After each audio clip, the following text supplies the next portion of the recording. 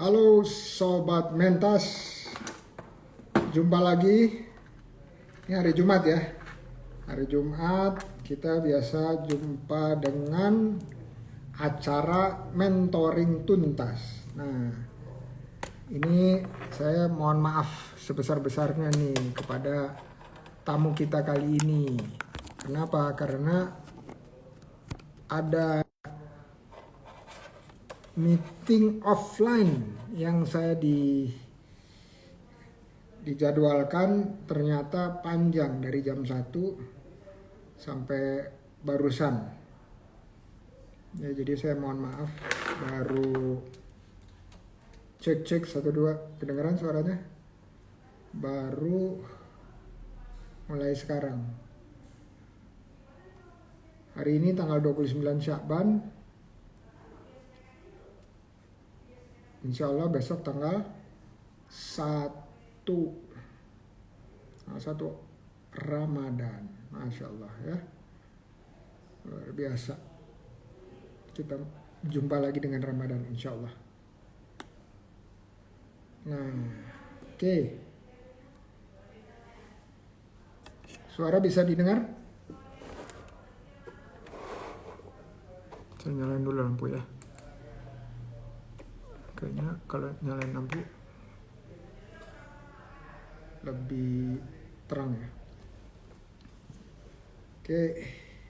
Nah, siapa sih yang akan jadi tamu kita dari salah satu dampingannya HR Academy. Kemarin baru acara Pantas itu apa? Pendampingan ikhlas dengan penggerak utamanya, yaitu Coach Wulan. Nah, sambil kita nunggu yang lain pada hadir, ini ada pertanyaan dari Mbak Ilma. Mbak Ilma bilang apa? Mbak Ilma nanyanya, Pak Indra, apa pendapat Bapak tentang ibu yang punya usaha lalu menitipkan anaknya pada daycare? Apakah ini disebut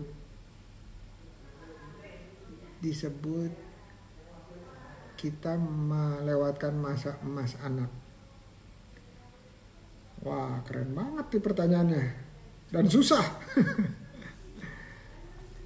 Jadi kita harus tahu sejarahnya dulu nih, Mbak Ilma ya. Kita harus tahu sejarahnya. Gimana dulu Rasulullah itu tumbuh besar. Dia tumbuh besar, pertama dia yatim karena tidak pernah, waktu dia lahir itu ayahnya sudah meninggal. Terus pada usia masih menyusui, dia sudah berpisah dengan ibu kandungnya dan ketemu dengan ibu susuannya. Namanya Halimah ya, dan itu jaraknya di luar kota Mekah.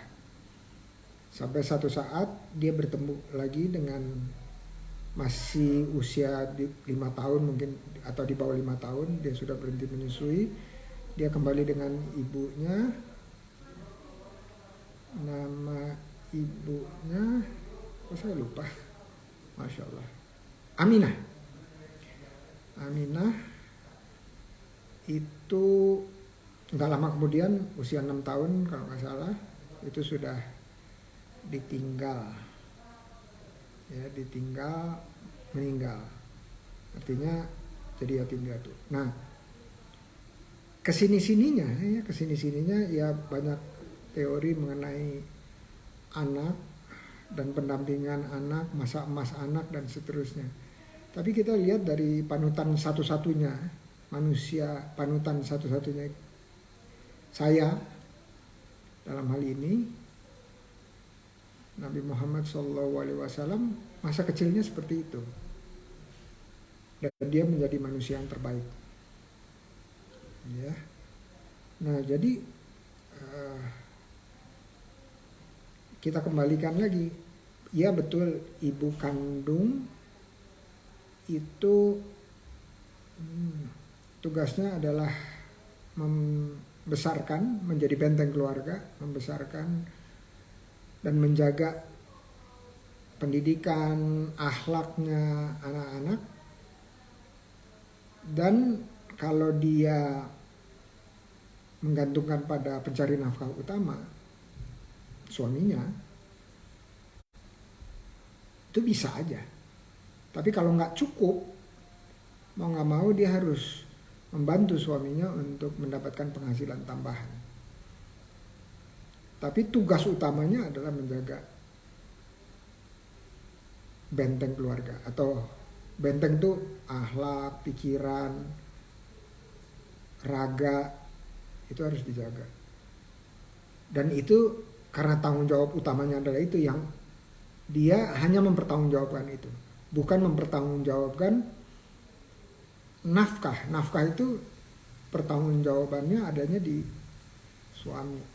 Jadi punya role masing-masing, dan orang itu akan bertanggung jawab terhadap role yang diberikan oleh Allah dalam hal ini. Nah, tapi kalau dalam situasi di mana nggak cukup nafkahnya, dia harus membantu dan dia harus menitipkan.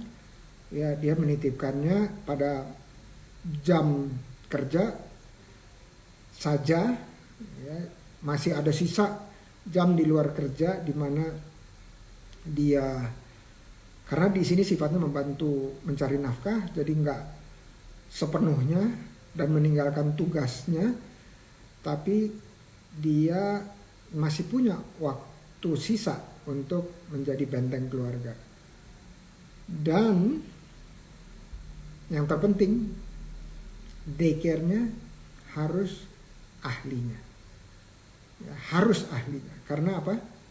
Segala sesuatu yang dilakukan bukan oleh ahlinya, tunggulah kehancurannya.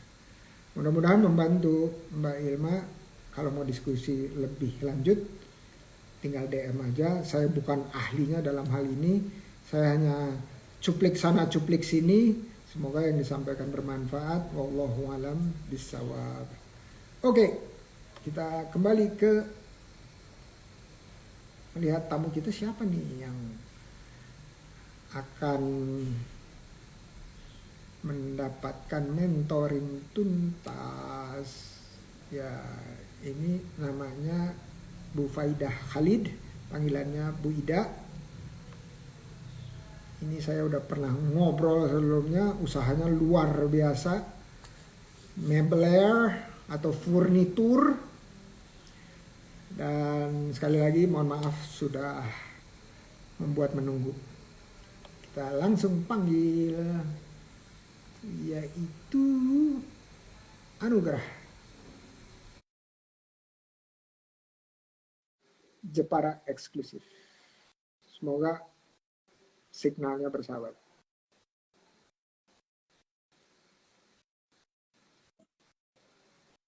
Assalamualaikum warahmatullahi wabarakatuh. Assalamualaikum. Waalaikumsalam warahmatullahi wabarakatuh. Bang Indra.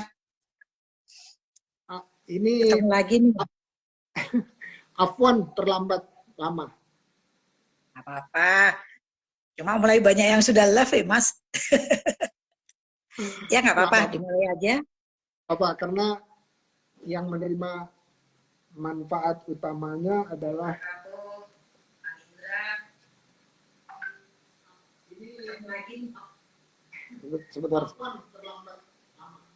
sebentar ya, bentar.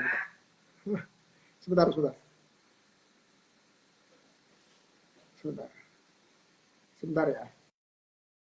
Ya.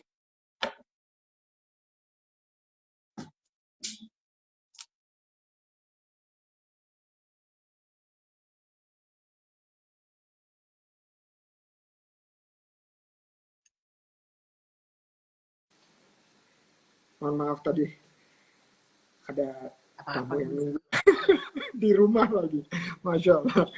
Jadi saya harus atur-atur waktu. Oke, ini kita ketemu lagi. Masih ingat nggak kapan Ingat dong. ngobrol? Ketemu sama orang gede. Apa deh masih belum puas? Lupa Mas. Hah? Lupa Prof. Nggak buka data. Coba saya pengen tahu. Ini kita tanggal berapa terakhir? Nanti sambil saya cari-cari ya datanya ada. Biasanya Winnie udah nulisin nih. Terakhir ketemu itu kapan? Tapi di sini nggak ditulis nih. Tahun lalu atau 2 tahun lalu? Ya pokoknya kalau nggak Tahun salah tahun lalu lalu. yang jelas. Ya, Ya, ya. bulan Oktober lah.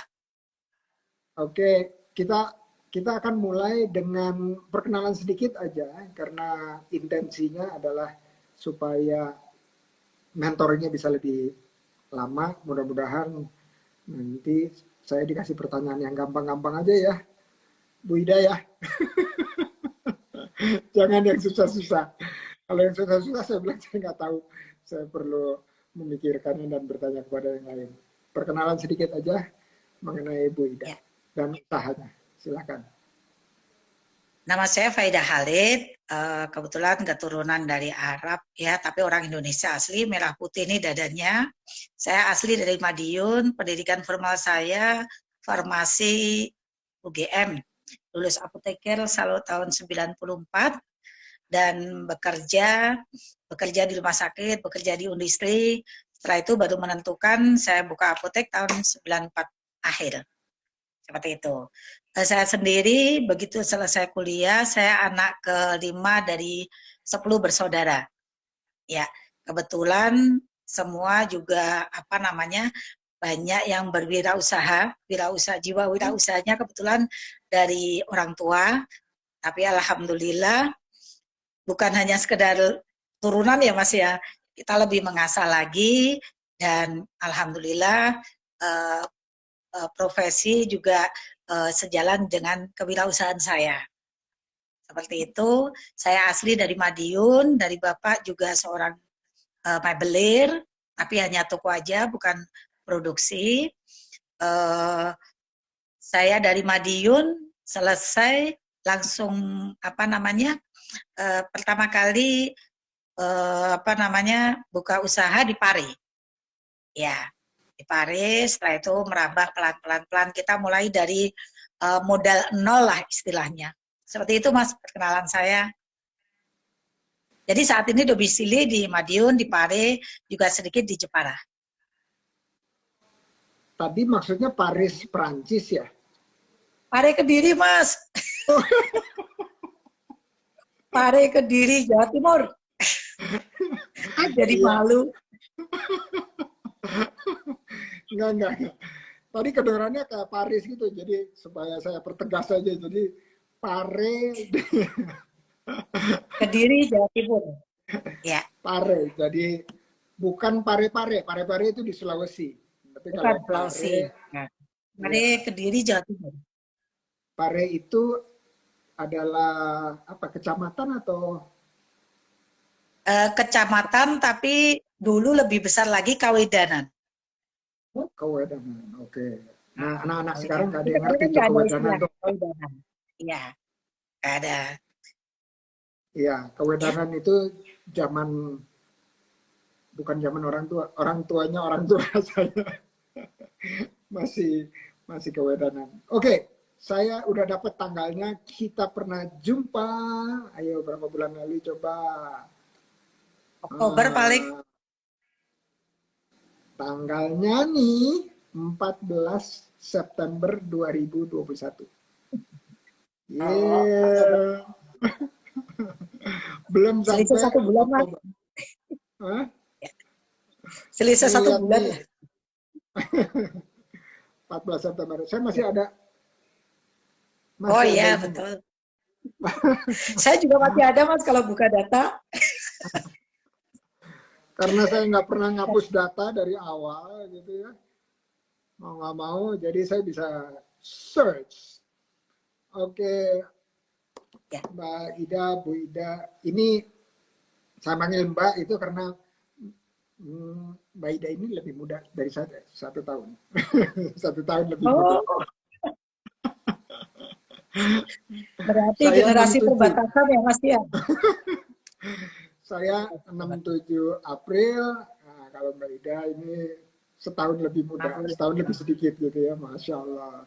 Jadi nih, menurut penelitian Mbak Ida, ini yang sekarang ini katanya kalau usia 60 itu ekuivalen dengan usia 40 zaman dulu. Zaman dulu. Jadi kita belum 40. Jadi tenang aja, masih merasa bagian dari milenial. Ya, generasi kita kan generasi perbatasan antara yang old sama yang baru ya. Generasi milenial kita ngikutinya juga agak repot-repot, tapi alhamdulillah tetap bisa ikut lah, Mas. Ya. Wah, saya panggil Mas, panggil Prof aja deh. Nggak apa-apa. Apa aja yang penting aku nengok. Oke. Masya Allah. Ini saya sapa-sapain. Oh, ada Mak Susi. Oke, kalam. Waalaikumsalam. Terima kasih.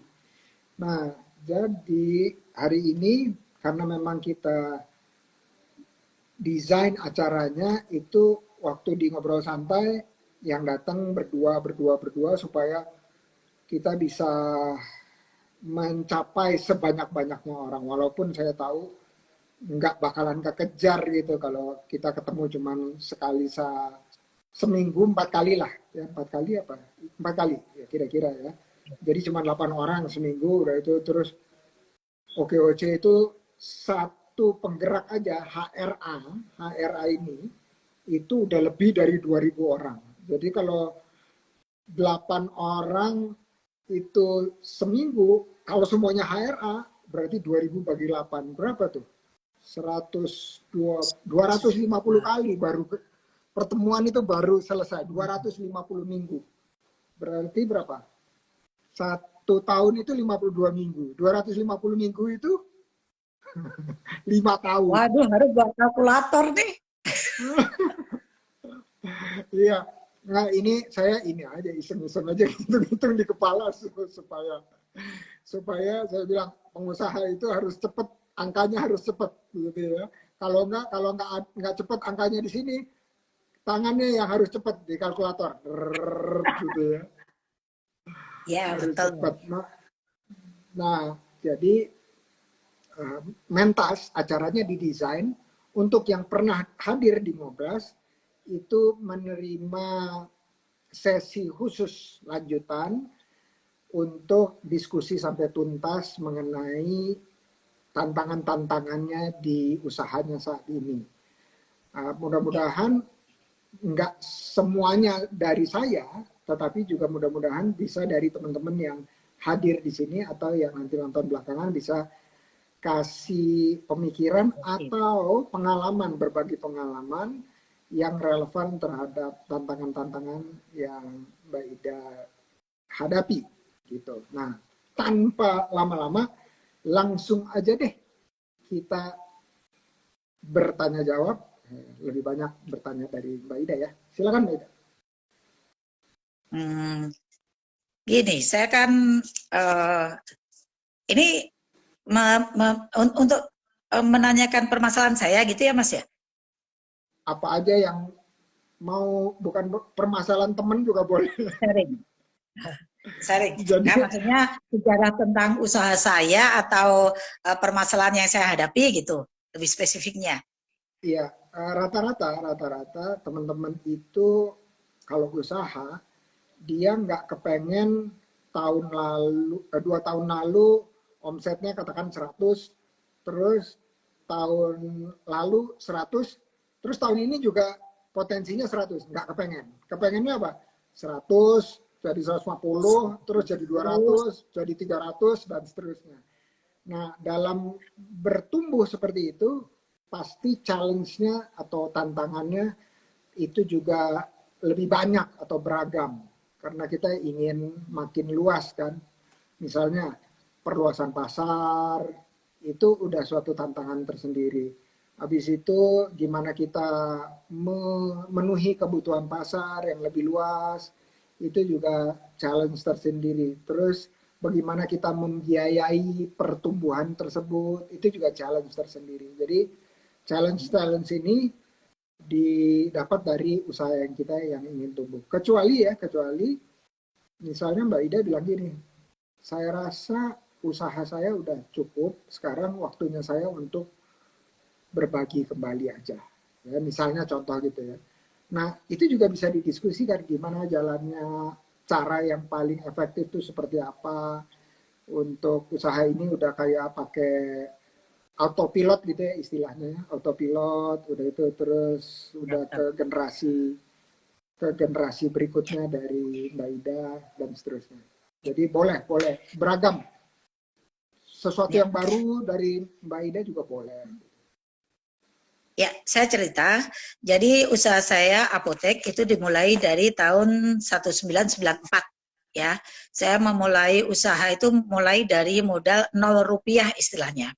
Pada waktu itu saya ditantang oleh ayah saya, berani nggak kamu buka apotek?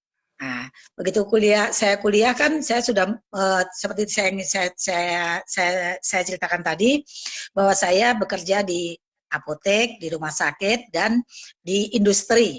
Ternyata dari beberapa pemindahan itu saya baru bisa menentukan bahwa saya berkecenderungan untuk membuka apotek. Tapi keluhannya ketika saya membuka apotek, ternyata tidak banyak dimodali oleh bapak saya. Nah, di situ ada tantangan. Berani nggak kamu buka apotek?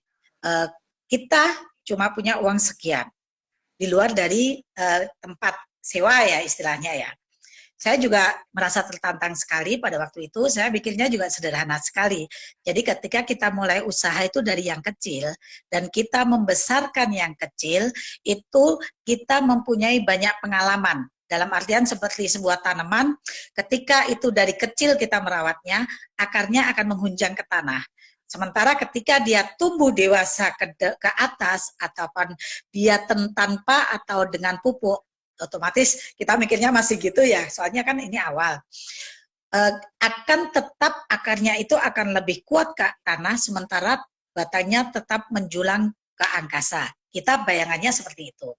Ternyata benar, meskipun zaman dulu belum ada banyak istilah tentang BMC, belum banyak istilah tentang strategi bisnis SWOT, pada tahun 94 ya kita masih belum mengenal gitu.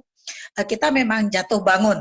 Tapi alhamdulillah ketahanan fisik, ketahanan pikiran kita itu nggak letoy, nggak amoy, nggak seperti itu.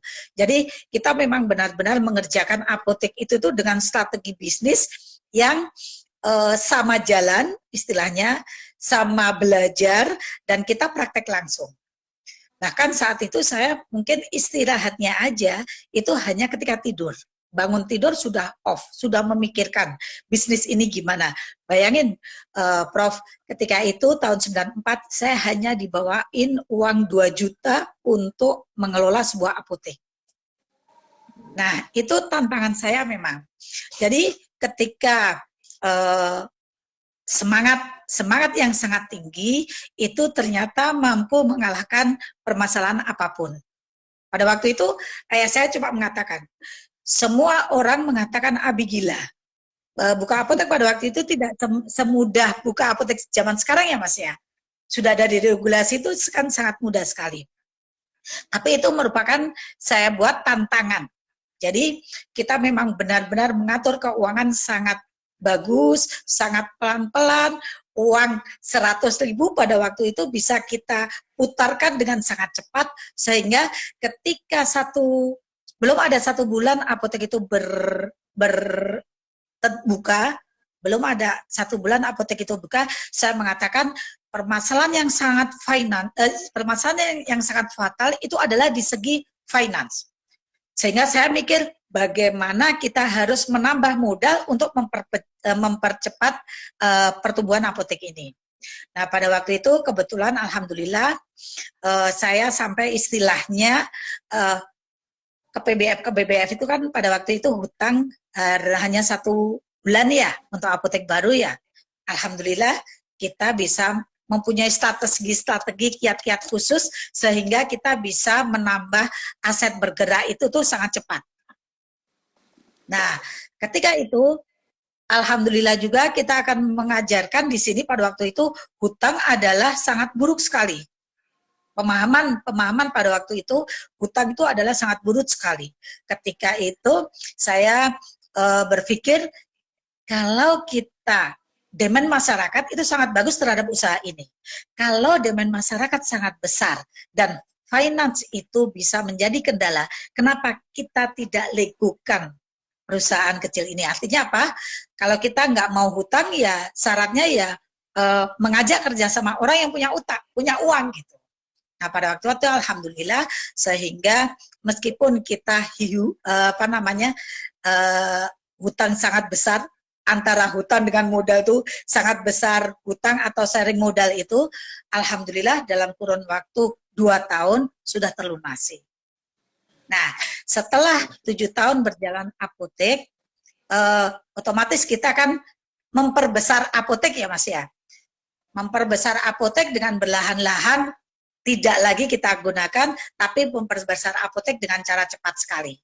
Ketika sudah sampai masanya 7 tahun, saya malah diajak oleh ayah saya buka apotek di Madiun gitu. Jadi yang pertama itu di Pare, yang kedua di Madiun.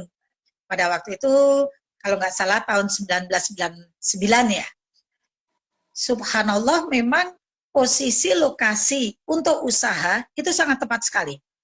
Jadi lokasi saya kebetulan rumah saya itu di depan rumah sakit umum, dan pada waktu itu rumah sakit umum itu masih ada permusuhan kewenangan. Jadi antara milik provinsi atau milik kota, sehingga administrasi di rumah sakit itu tuh buruk sekali. Ada ribut lah. Nah, kita menggunakan peluang ini. Ketika saya buka di depan UGD, omset tuh sampai puluhan juta per harinya. Nah, itu saya lebih pesat lagi, dan apotek bukan lahan pertama untuk saya. Saya sudah 7 tahun bergerak di apotek, sehingga pendapatannya sangat besar sekali. Kita 2 apotek itu setelah 10 tahun apotek berjalan, ternyata ada kesulitan di permasalahan apotek. Kalau tidak dimiliki sendiri kan pantauannya apoteker kan juga sulit, sehingga kita menutup apotek itu, tetapi mengalihkan modal ke pembukaan disertifikasi usaha. Alhamdulillah tahun 7 tahun itu sekitar tahun 2007 kalau nggak salah, saya buka Mebel Anugrah juga dari modal yang nol sama sekali. Seperti itu. Jadi hanya butuh relasi, butuh kepercayaan masyarakat, yang itu kita jaga. Pertama kali kita buka Mebel juga namanya modal nol ya istilahnya ya Mas ya. Itu kita pertama kali kerjasama dengan pengrajin. Jadi usaha kita lihat, kita mengatakan bahwa kalau kita memproduksi sesuatu yang biasa, itu tidak akan ada bintangnya. Sehingga ketika kita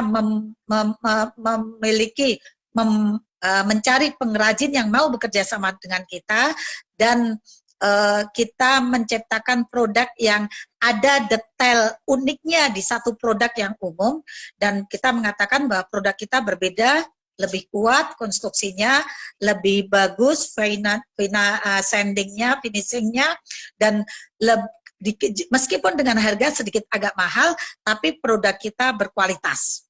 Nah, seperti itu. Sehingga mulai dari pertama kita hanya memiliki 3 item barang yang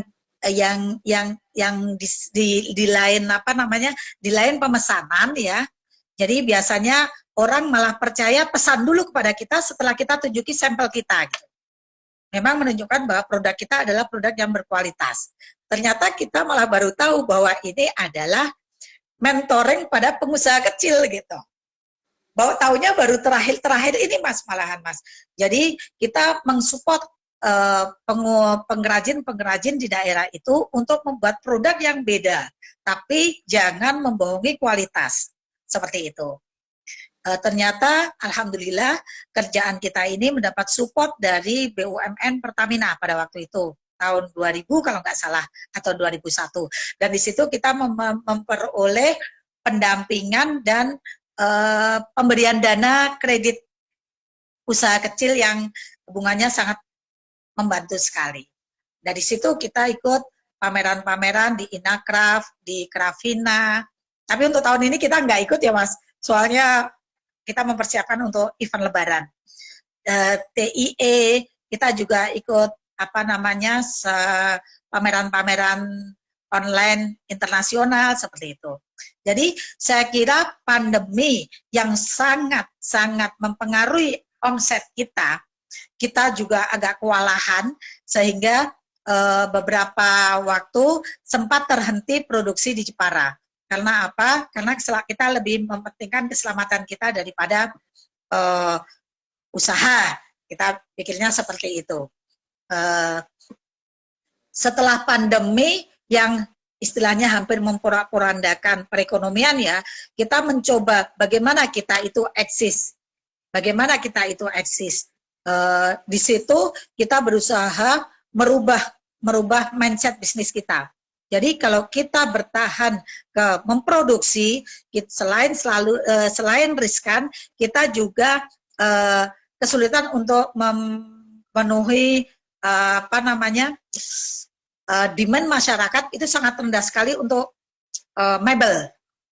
Sehingga kita istilahnya mengalokasikan dana sedikit untuk teknologi. Jadi kita pada waktu pandemi itu kita menambah keahlian-keahlian kita dengan go digital, dengan market online, merambah ke marketplace, seperti itu kita kan butuh belajar ya Mas ya, jangan sampai gaptek gitu ya.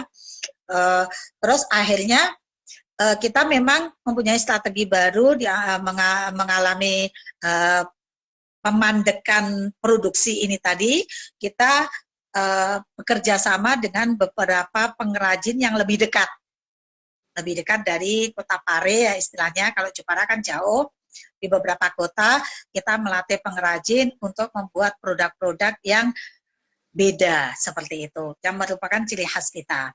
Dari situ ya kita baru tahu bahwa ini adalah sebuah mentoring juga gitulah. Nah seperti itu sehingga kita alhamdulillah eksis sampai hari ini, meskipun pandemi mengalami penurunan sangat drastis, hampir 50%, cuma alhamdulillah kita sekarang sudah mulai bangkit lagi. Itu sekelumit tentang usaha saya, Prof. Masya Allah, Masya Allah. Luar biasa nih. Jadi udah mulai wirausaha dari 94. Itu berarti sekarang udah 28 tahun. Wih. Tapi selalu dimulai dari modal nol, Pak. Ya, ini namanya kita sebut sebagai serial entrepreneur. Bahasa Inggrisnya tuh ya, kalau bahasa Indonesianya apa ya? Yang selalu punya usaha baru. Ya, wirausaha yang selalu membuka usaha-usaha baru. Itu namanya serial entrepreneur. Dan masih dijalankannya. Ada yang udah dijual, ya kalau serial entrepreneur itu biasanya mereka tuh exit. Tapi kalau yang apotek ini masih jalan terus kan? Masih, yang di Pare masih jalan terus, juga mempunyai ciri khas yaitu pasien care-nya juga jalan terus, dan insya Allah saat ini, yang kemarin 2 tahun lalu sebetulnya sudah mau dibuat praktek dokter bersama, cuma kebetulan ketabrak COVID, sehingga 3 tempat praktek dokter itu masih kosong sampai saat ini. Insya Allah nanti mulai Mei kalau nggak salah sudah ada dokter yang masuk. Jadi tetap kita memisahkan satu usaha itu keuangannya tetap beda, sehingga berjalannya juga kita lebih mudah mengalokasi mana yang lebih bagus. Dan karena saya memang sangat sering sekali dibantu oleh pemerintah, mulai dari pemodalan, saya juga mempunyai keinginan untuk berbagi dengan pengusaha-pengusaha kecil, sehingga saya bergabung dengan HRA. Saat ini alhamdulillah sudah bergabung dengan beberapa organisasi sampai sampai level sertifikat halal pun kita akan kejar, insya Allah membantu UMKM untuk memperoleh sertifikasi halal sesuai dengan profesi kita, masih sharing gitu. Jadi saat ini memang kita masih bergabung dengan beberapa departemen koperasi, departemen perindustrian, dan beberapa UMKM, paguyuban. Kita tetap juga ingin sharing mendampingi UMKM seperti itu. Soalnya kesian UMKM itu mendapat informasi dari pemerintah juga lemah sekali. Misalnya mereka ditawari dengan kredit bunganya 8%, masih iya aja. 6% masih iya aja. Padahal sekarang pemerintah sangat memberikan bunga yang sangat-sangat kecil sekali dan itu memperolehnya sangat mudah. Seperti itu. Inti berbaginya ini yang saya... Keren. Kalau komunitas tadi menyebutkan untuk furniture gitu, kira-kira di seputaran Pare atau bahkan sampai Jepara itu yang bersinggungan dengan Mbak Ida ada berapa tuh kira-kira? Kalau komunitas di Pare itu kebetulan produknya itu sangat jelek sekali, sehingga ketika dia disuruh supaya membuat produk yang sangat bagus, kelamaan gitu. Jadi kesulitannya kalau kita di Punlice itu di Pare ini sudah mendarah daging produk yang cepat, yang murah, yang segera jadi, kualitasnya di nomor sekian kan. Sehingga saya lebih mengedepankan profesi saya sebagai apoteker untuk mendampingi makmin. Jadi perusahaan-perusahaan makmin, usaha-usaha makmin yang saat ini memang sangat didukung oleh pemerintah. Seperti itu. Kuliner ya? Bukan ke mebelnya. Apa? Kuliner ya? Untuk produk frozen yang memerlukan sertifikat halal, seperti itu, yang menggunakan pengawet. Ya? Makanan minuman ya, maksudnya? Makanan dan minuman. Iya. Oke. Ya. Berarti kuliner, segala sesuatu yang kuliner ya? Bukan tempat kulinernya, tapi kalau bisa ke produksi ke kemasannya, Mas. Jadi sudah produksi yang lebih gede gitu. Oke. Nah, itu bisa punya komunitas sendiri tuh, Mbak Ida. Artinya di sini bisa saya punya dengan nama sendiri, udah perkumpulan sendiri yang diinisiasi gabung oleh dengan Mbak Ida. Perkumpulan yang sudah ada, Mbak. Oke. Kita gabung dengan perkumpulan yang sudah ada dan sudah melakukan beberapa pendekatan supaya UMKM ini tangguh, eksis, handal, dan menggunakan kesempatan permodalan atau pembantuan NIB, seperti itu. Legalitasnya yang kita garap juga. Iya. Nah, menurut saya bagus banget tuh. Kuncinya adalah kita harus terhubung dengan komunitas atau berkomunikasi lancar dengan komunitas-komunitas yang lebih dekat kepada sumber informasi. Jadi komunitas yang lebih besar di provinsi, kabupaten, kota, atau bahkan ke nasional sekalipun. Dan informasinya biasanya bersumber dari nggak jauh-jauh dari pusat pemerintahan gitu ya. Karena inisiatif yang paling banyak adalah dari mereka. Dan sekedar kita memberikan informasi aja itu udah big help. Big help itu apa? Bantuan besar lah buat teman-teman. Ya, biasanya mereka miskin informasi itu.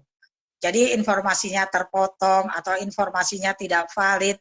Ketika kita katakan ada informasi seperti ini, tanggapannya juga lumayan antusias. Tapi ya tetap aja ada kendala. Iya, iya. Nah, kita kalau di OKOC itu kan ada kurikulum 7 TOP ya, 7 tahap OKOC menuju Prima. Nah, kalau setelah pendaftaran itu namanya pelatihan. Dan pelatihan ini, tahap pelatihan ini sering saya sebut dengan nama lain, yaitu akses terhadap ilmu atau akses terhadap pengetahuan. Ya, pelatihan. Karena pelatihan itu nggak melulu bentuknya pelatihan, tapi berbagi informasi aja. Nah, ini akses terhadap knowledge atau akses terhadap pengetahuan, dan ini yang membedakan antara satu pelaku usaha dengan yang lainnya, karena yang satu terinformasi, yang satu tidak terinformasi. Nah, ini membedakan dari kinerjanya mereka. Dan kalau punya akses to knowledge, terkadang kendala berikutnya atau tantangan berikutnya adalah bagaimana knowledge atau pengetahuan tersebut menjadi skill. Ya, karena yang mendatangkan penghasilan itu skill, bukan knowledge. Kecuali jualannya adalah konsultan. Ya, konsultan itu dia sharing knowledge. Ya, dia kasih advice itu dari knowledge. Tetapi kalau misalnya kebanyakan usaha makanan minuman itu harus mengkonversi pengetahuan menjadi keterampilan. Nah, jembatannya kalau di OKOC 7TOP itu jembatannya adanya di tahap 3, yaitu pendampingan, di mana pengetahuan yang didapat di tahap 2 didampingi waktu saat mereka praktekkan, ya, itu kan pasti ada mulai dari salah-salah, terus makin banyak benernya, tetapi kualitasnya masih rendah, harganya masih mahal, terus deliverynya masih lama, gitu ya, pengerjaannya masih lama. Terus makin lama mereka menjadi terampil yang menengah, habis itu terampil yang ahli. Ya, ini ada Ya, tahapannya kan? Ya, biasanya itu pengusaha adanya. kecil itu tuh kelemahannya dia ke keuangan dan ke efisienan kerja ya Mas ya, sama pemasaran. Nah, seperti itu. Kalau itu bisa diatasi gitu, seperti misalnya pemasaran dibuat online dengan menggunakan jasa, itu kan jauh lebih mudah. Tapi ketika itu mengeluarkan keuangan, dia tidak bisa memikir kalau belajar sendiri atau dengan jasa itu tuh lebih enakan pakai jasa kan seperti itu. Itu sulit sekali untuk Nah, dipahamkan. ini Tapi biasanya kita bantu di keuangan, manajemen, efektif, efisien, dan marketing pemasarannya. Nah, ada kabar baik nih buat Mbak Ida. Kabar baiknya, di OKOC kita sudah bermitra dengan salah satu startup di Bandung. Keuangannya hanya menggunakan WA, WhatsApp. Caranya gimana? Nama penggeraknya namanya Okagan. Okegan kita sebutnya ya, Okegan. Jadi kalau kita chatting di WA, itu kan biasa ya, bolak-balik. Nah, nanti ada nomor WA dari Okegan untuk setiap orang yang dia cukup bilang hari ini beli gula 200 misalnya gram misalnya ya. Habis itu beli beras. Habis itu penjualan satu porsi sekian. Penjualan satu lusin minuman sekian. Itu kita tulis. Nah, sorenya, malamnya nanti si Okegan ini akan mengeluarkan otomatis ya, secara sistem rekapan ledger hari itu. Ledger itu apa? Bukan neraca ya. Catatan keluar masuknya hari itu. Jadi udah terrekam gitu ya. Itu per hari nanti terekam di setiap penghujung hari. Jadi sebenarnya yang perlu kita berikan ke mereka adalah bukan ilmu keuangannya, tetapi disiplin mencatatnya. Ya, disiplin mencatatnya. Nah, disiplin mencatat itu lebih susah dari ilmu nggak? Kadang-kadang lebih susah. Ya, karena itu perilaku atau kita sebutnya akhlak lah ya. Akhlak karakter gitu. Ya, itu hanya dan bisa, kemauan itu. Betul. Itu kalau nggak didampingi, itu kayak kadang ada, kadang enggak. Kadang ada, kadang enggak. Banyak kadang enggaknya daripada kadang adanya. Ya, keinginan atau kemauan tersebut. Nah, pendampingan itu tujuannya hanya sederhana. Hari ini udah masukin pencatatan belum? Wah repot, nanti sore aja. Lupa nanti. Nah, maka itu pakai model chatting aja. Begitu ada uang masuk atau uang keluar, langsung ngechat. seperti ngechat ke teman aja.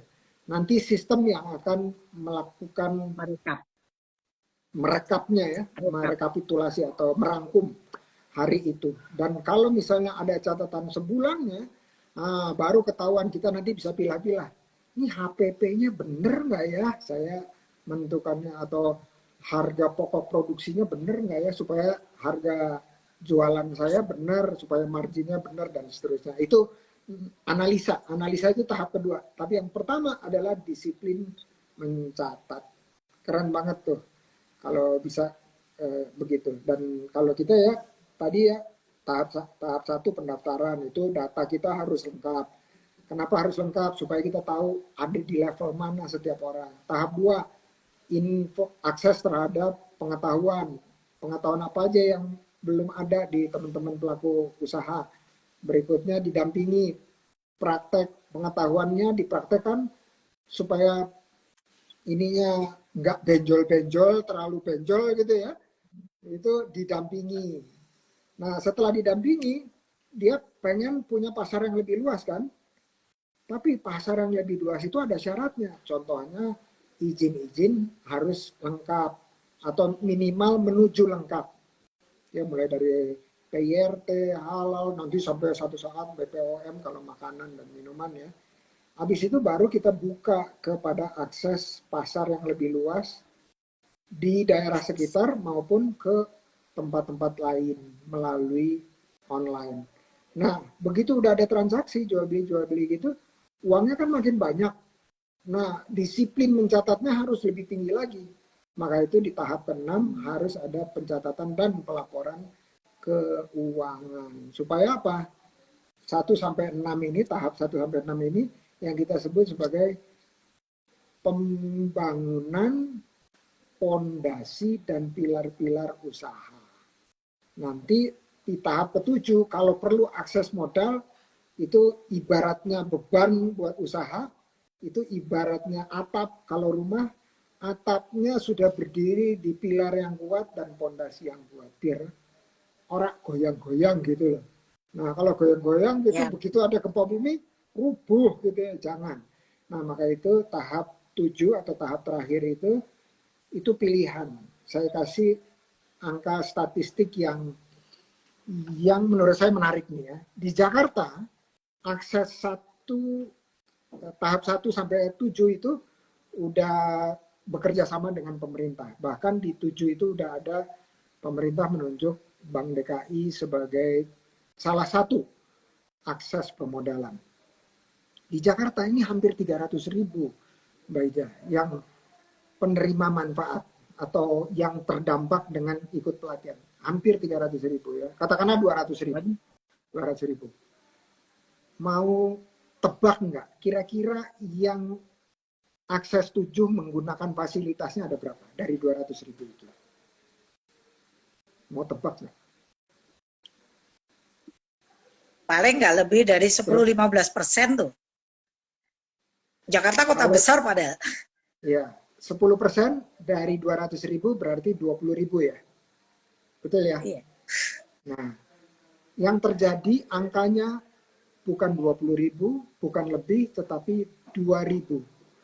Berarti apa? 1%. Sangat rendah sekali. 1%. Iya. Padahal ya soalnya permasalahan di padahal kecil. Jadi gini, kalau di Jakarta itu begitu udah pegang sertifikat tahap 6 selesai, pencatatan keuangan atau pelaporan keuangan, otomatis sertifikatnya itu bisa dibawa ke Bank DKI Syariah contohnya untuk dijadiin jaminan. Jadi bukan aset. Jaminan, bukan sertifikat. Ya, sertifikat tok. Sertifikat ikut dari tahap 1 sampai tahap 6.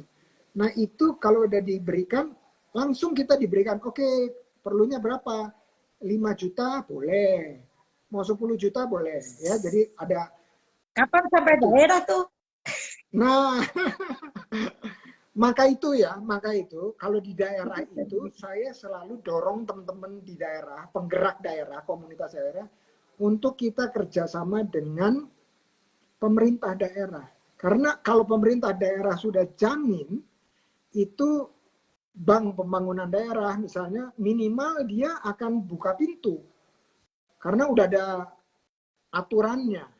Nah di Jakarta itu ada pergubnya, ya, peraturan gubernurnya, yang kalau misalnya si yang udah lulus ini, OKOC yang udah lulus ini dia katakanlah nggak bisa mengembalikan uangnya, tinggal ketok pergubnya. Udah itu terus uangnya yang ganti itu pemerintah. Ya, walaupun itu nggak terjadi gitu ya, nggak terjadi bukan karena nggak dilaksanakan, tapi emang penjualannya rata-rata bagus gitu ya. Alhamdulillah, kita harus bersyukur tuh. Alhamdulillah. Kenapa? Karena didampingi terus, ditempel terus. Ini nggak boleh bangkrut ini. Kalau turun nggak apa-apa, tapi nggak boleh bangkrut. Ya, terus aja ditempel sama mentor-mentornya, sama coach-coachnya. Nah, yang ikut, yang 2000, yang 1% yang ikut itu, ada yang satu kali aja terus berhenti. Berhenti maksudnya apa? Berhenti pinjam lagi. Ya, terus ada yang sampai 2 kali, sampai 3 kali, sampai 25 juta, sampai 50 juta ada. Ya, tetapi rata-rata yang sudah cash flow-nya atau arus kasnya bagus, dia memilih untuk tumbuh melalui cash flow, bukan melalui modal tambahan dari menjadi profesional ya Mas ya. Iya, betul. Nah, jadi kasusnya itu ketika pengusaha kecil, kasusnya itu ketika pengusaha kecil menganggap usaha itu hanya sebagai sampingan. Itu yang kasusnya. Padahal ketika matanya dibukakan bahwa usaha ini sebetulnya bisa besar dan menghasilkan dengan cara yang seperti ini. Tadinya mereka memang ragu, tapi begitu kita meyakinkan dengan gambaran-gambaran seperti itu, pasti mereka respeknya bagus. Betul, betul. Ya, jadi harus mengalaminya, harus merasakannya. Ya, begitu mereka merasakan, mereka bilang, oh gitu ya, bukan informasi yang ada di kepala, tetapi mereka udah rasakan di benaknya. Oh begini toh, paham gitu ya. Karena udah paham, baru dia bisa lebih pede ngejalaninnya, lebih nyaman menjalankannya. Nah, sampai titik itu fungsi krusial dari pendamping usaha. Sampai dia bilang, oh, ngono toh, gampang kalau gini. Gitu. Nah, repotnya itu kalau misalnya dia itu tuh sukanya bermain di produk mitu. Jadi begitu ada yang buat kopi, semua buat kopi, sehingga persaingannya sampai berdarah-darah. Itu sudah menjadi kebudayaan kayaknya kalau di masyarakat kita itu. Padahal dalam bisnis kan ada blue ocean. Nah, ketika kita jelaskan seperti itu, bahwa bisnis itu harus bertumbuh, bisnis itu kalau kecil ya memang harus berkolaborasi. Ketika kita bukakan matanya itu ya meskipun tadinya setengah percaya setengah enggak, tapi ketika kita bisa meyakinkan, ternyata terkadang malah mereka lebih besar dari kita misalnya, seperti itu. Ya, saya support sekali pemerintah melakukan pendampingan terhadap usaha kecil, meskipun di beberapa perbankan terkadang beberapa informasi masih disembunyikan gitu, jadi nggak dikeluarkan total gitu. Kenapa gitu ya? Dalam bisnis tetap ada pecundang lah. Ojo disimpan. Kalau disimpan nanti busuk. Saya sendiri heran. Tapi ada permasalahan nih Mas. Saya sangat sampai kewalahan sekali. Jadi kita mengajak mereka untuk membuka e-banking yang sangat memudahkan kita bertransaksi. Ternyata itu masih banyak sekali penipuan yang mereka alami. Dalam artian apa? Pengiriman kode OTP yang tidak sengaja, atau metode pitching, metode ya seperti itu. Sehingga saya terkadang untuk pengusaha yang sangat kecil sekali, malah udahlah ATM nggak apa-apa, jangan e-banking, daripada kamu tidak benar-benar memahami internet seutuhnya. Soalnya saya lihat pemerintah sendiri agak lemah penipuan-penipuan seperti itu sangat banyak sekali. Entah itu di suatu kota misalnya mudah sekali buka rekening atau buka rekening e-banking sehingga tanpa menjaga keselamatan. Misalnya aja pergantian nomor HP tidak membutuhkan ACC identitas pemilik atau apa namanya ACC yang harus lebih ketat lagi. Saya kira permasalahan pengusaha kecil saat ini titik beratnya masih di permasalahan e-banking seperti itu, Mas. Sementara bank pemerintah menggencarkan untuk menggunakan e-banking, tapi keselamatannya sangat tidak terjaga. Ada solusi? Iya. Soalnya Jadi, banyak korban, apalagi di daerah. iya, betul, betul. Jangankan gitu, Mbak. Jadi gini, ada orang WA pakai picture profilnya saya, udah itu minta uang, udah itu dikasih uangnya. Setelah uangnya dikasih, baru nanya sama saya di DM, itu beneran Bang Indra bukan sih? Bukan, nomor saya cuma ini.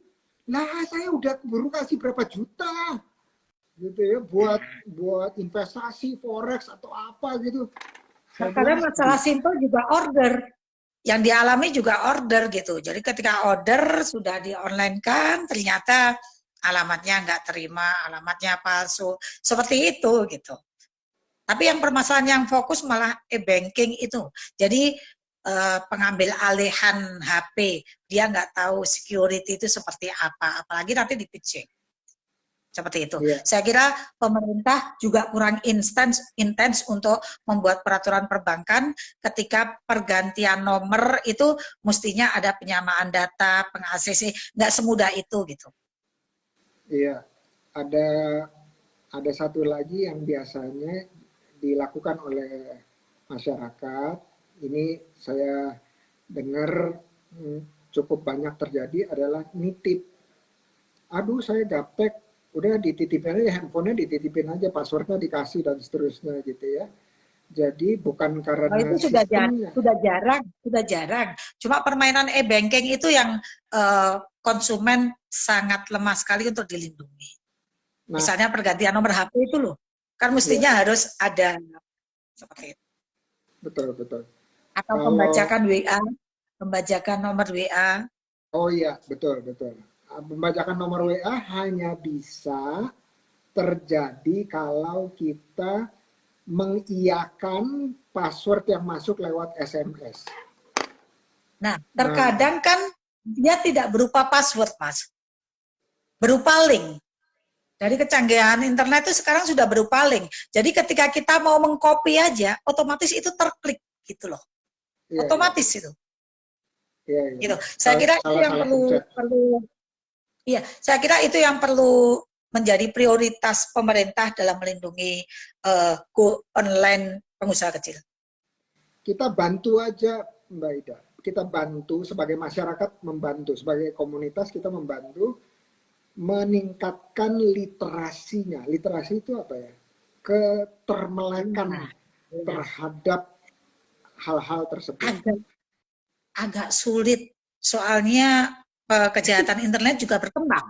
Sehingga saya lebih mengamankan sementara bank itu tuh menggencarkan e-banking, tapi ternyata saya lebih kalau memang mau e-banking ya oke, nggak masalah, tapi kamu sudah mengetahui secara pasti kejahatan-kejahatan internet.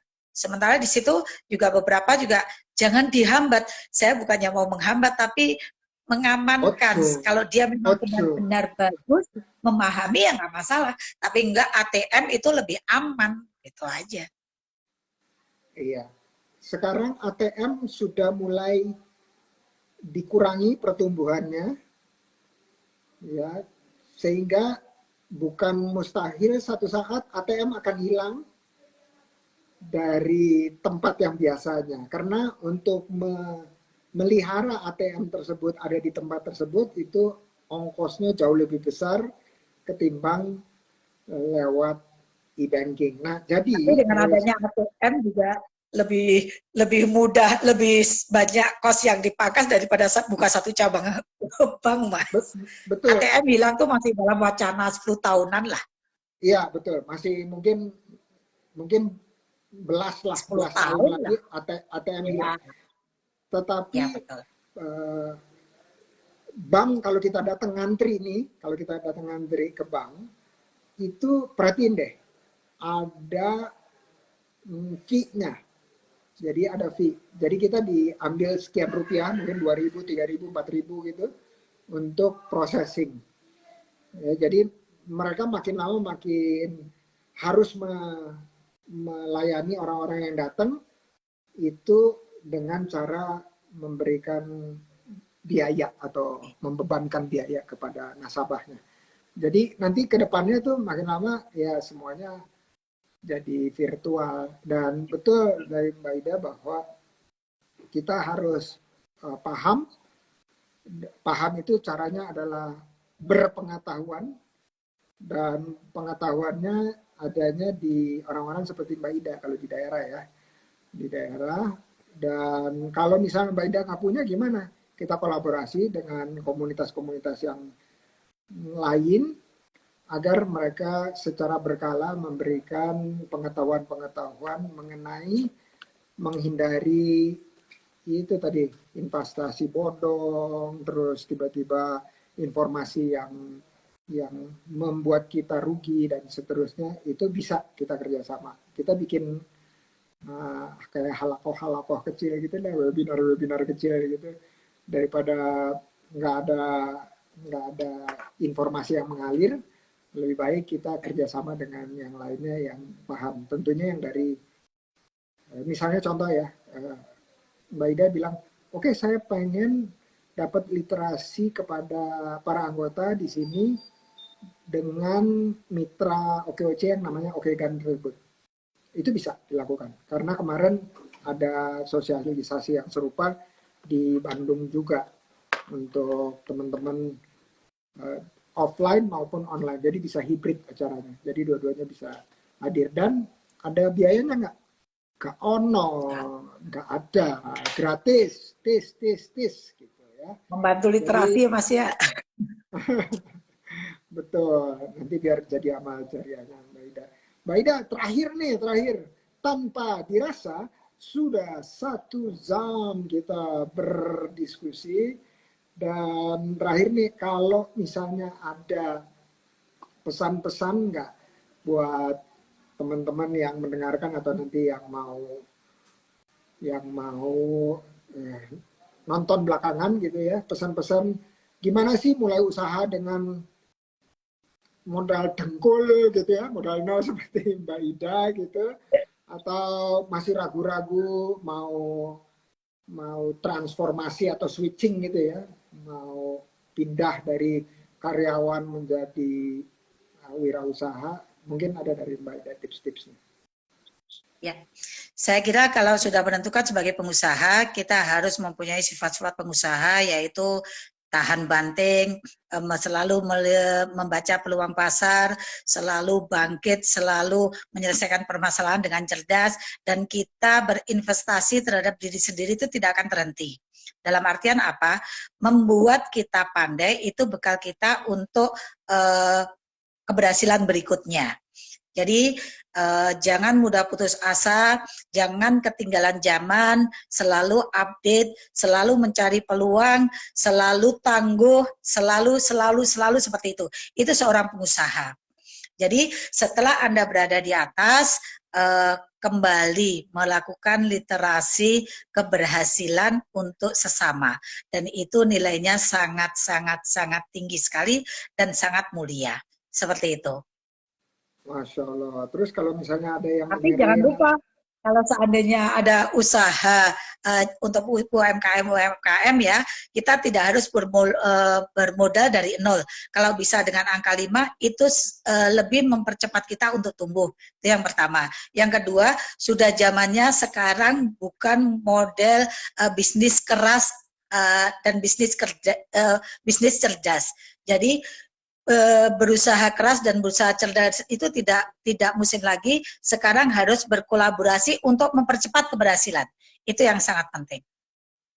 Oke, kolaborasi Jadi menganggap berjamaah. pesaing, ya, jangan menganggap, jangan mencari pesaing, tapi bagaimana kita bisa bergandengan tangan untuk memajukan kemanfaatan bersama orang banyak. Seperti itu. Masya Allah, amin, ya Rabbal Alamin. Terima kasih nih, tadi tipsnya luar biasa. Ujungnya adalah collabs. Kalau anak-anak sekarang bilangnya collabs. Ya, kolaborasi supaya ada aksi dan ujungnya transaksi. Investasi Amin. terhadap diri sendiri juga penting, Mas. Penting. Amin, amin ya Rabbal Alamin. Sekali lagi makasih waktunya Mbak Ida. Terima Salam kasih buat juga. teman-teman di Kediri, di Pare. Satu saat nanti kalau saya melintas di sana lagi, saya dadah-dadahin gitu ya, dadah-dadahin. Mampir Mas, saya ajak mampir lagi. Oh iya ya, mampir, mampir.